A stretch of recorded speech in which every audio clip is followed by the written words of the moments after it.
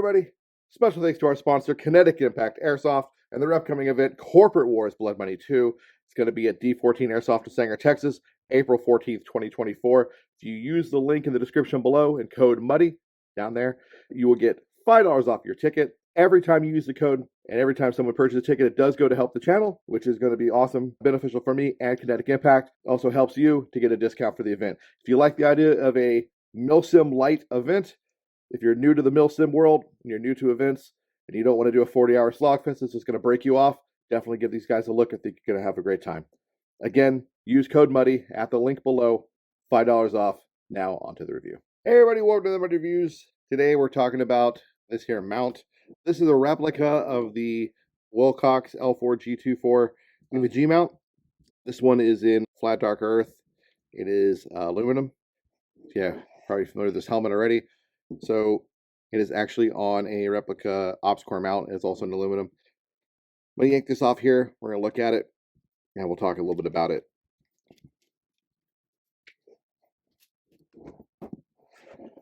Fits really good on this Repro ops core. Skeletal vast, by the way. I had a small piece of Ranger band I cut, kind of shim it a little bit, just take that slight bit of rattle out. I'll show you that in a second. So this came in this box here. I actually got this off Amazon. Came in this little box, like so. It was all closed off. And you open it here. Oh my gosh, I got this pretty mount. Nothing in there, just some foam. That's a picture of a guy, just a color. That's it. No other wording. Doesn't tell me anything else about the mount whatsoever. When you get it, oh, this retaining band wasn't on there either. That's just a little Ranger band. It's in a decent bronzish dark earth coloration. Is metal or aluminum. The aluminum feels pretty good. I don't think it's like super shitty pot metal, but it's not amazing. It's so-so. I don't know how I would feel about hanging nods off of this. I don't have a real set to try on here. I think it might be okay, maybe for airsofting. Absolutely would not consider using this for nods for super dynamic shit. Like, I wouldn't go jumping out of a damn airplane with a pair of, $10,000 PVS, whatever's hanging off my face with this. Not even a little bit. Do some airsofting, maybe some Milsim West. This might work. I can't say for certain, so don't quote me on that. Now here's the part that I did kind of surprise me. We do have the button here to drop it down, and it came fully trademarked. It's got a part number, L4, NVG mount, Wilcox, an NSN cage number, it says patent pending, everything. That surprised me. I didn't think I had any markings. I wasn't trying to give something with markings. I just wanted a mount that looked like the L4 mount just to go on my helmet, just for the LARP. So I was kind of like shocked. I was like, oh shit. It does have the breakaway. It adjusts up and down. Adjustment seems pretty good. We've got all the adjustments that you would expect. In and out. Got your dovetail detent.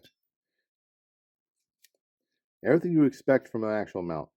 Now, on the back of a real one, at least the ones I've seen, they normally have some information back, like part numbers and cage codes back here. It looks like they put every single piece of trademarked information on the face here. Usually, the information is split. You have some info here, and then you have like part number and all this shit back here on the back plate. That's usually how you could tell. So maybe there's difference. Maybe some models have all the trademark information here, and then and none of it back here. The real ones I have seen all had information here and here, so that might be a way of telling the difference between real and fake. I don't 100% know. Now, with that being said, we've got the lid here. Probably seen this lid before if you watched my content. It's been on more. It's besides its actual native review, it's been on more than a few different other reviews, kind of floating around. So there is a little bit of rattle in there. Even with real Wilcox mounts, there is a little bit of rattle. It's just kind of a thing. Just something just happens. It's a well-known symptom, so to speak. symptom of the mounts. How I solved that, other guys just use tape shims. I took a piece of Ranger band, I cut it as a small shim to accentuate the little rubber shim that's already there, and then just, whoops.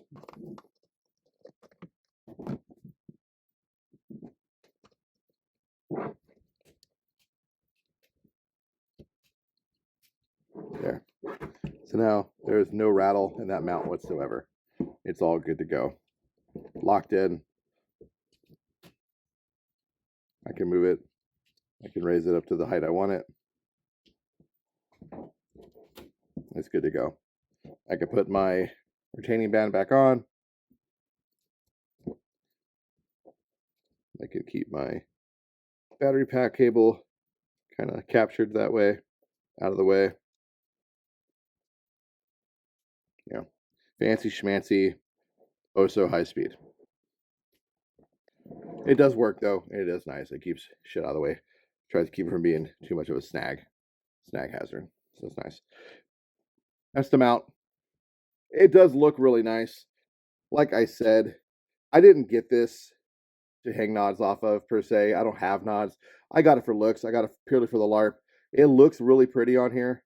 It looked good all weekend, other than maybe hanging some plastic fake LARPing nods off of it. I really don't know if it would be worth hanging real ones off of. I can't speak to that.